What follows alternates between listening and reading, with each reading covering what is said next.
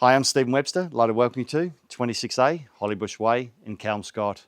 The sellers of this home built the home themselves, so they haven't compromised on size. Plus you have high ceilings all the way through, so it's not the typical rear home. And we all know the rear home's private and quiet, so come on in and enjoy your tour.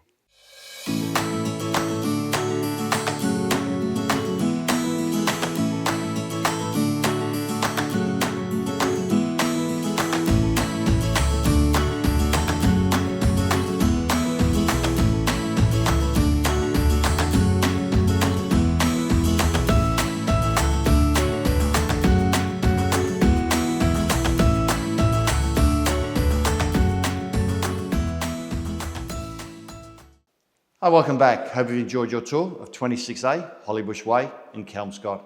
As you can see, the sellers have maximised the size of this home for a rear block, and the high ceilings just make it feel spacious as well. For more details on the property, please call my mobile, and as you know, the next viewing time is on the Burke's website.